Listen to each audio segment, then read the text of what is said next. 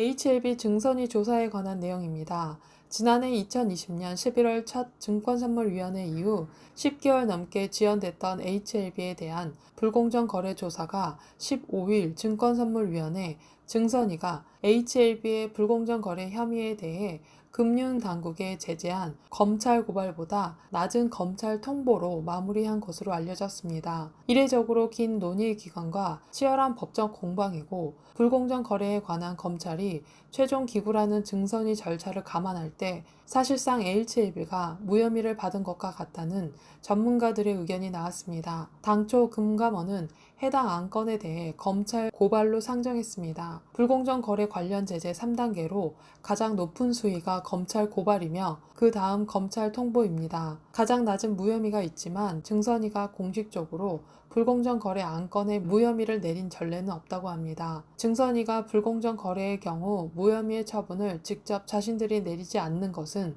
이 제재의 경우 법적으로 검찰이 최종 판단을 하는 기구이기 때문입니다. 따라서 증선위가 내부적으로 무혐의에 가깝다고 판단해도 절차상 검찰로 넘기고 있는 게 전문가들의 설명입니다. 익명의 금융당국 관계자는 HLB의 경우 제재를 놓고 1년 가까이 증선위와 금감원 간 논쟁이 이어졌음을 감안할 때 증선위는 HLB를 제재할 법적 근거가 미약한 것으로 판단한 것 같다고 전했습니다. 관계자는 증선위의 결정은 크게 두 가지인데 하나는 회계 법률 위반과 나머지는 주가 조작 등 불공정 거래에 대한 제재라며 회계 위반은 증선위가 최종 판단 기구이기 때문에 보도자료도 내고 제재를 강화하거나 감경하는 경우가 많지만 이에 반해 불공정 거래건은 자신들이 모든 책임을 지는 최종 기구가 아니기 때문에 무혐의 판단을 해도 검찰에 일단 넘겨 무혐의를 유도하는 최종 절차를 거치는 것이 일반적이라고 설명했습니다. 이런 문제 때문에 금융위는 불공정 거래건에 대해서도 증선위가 회계 위반처럼 과징금을 부과하는 법안을 제출한 상태지만 검찰의 반대 등에 따라 현재 묶여있는 상태입니다. 따라서 불공정 거래 조사건은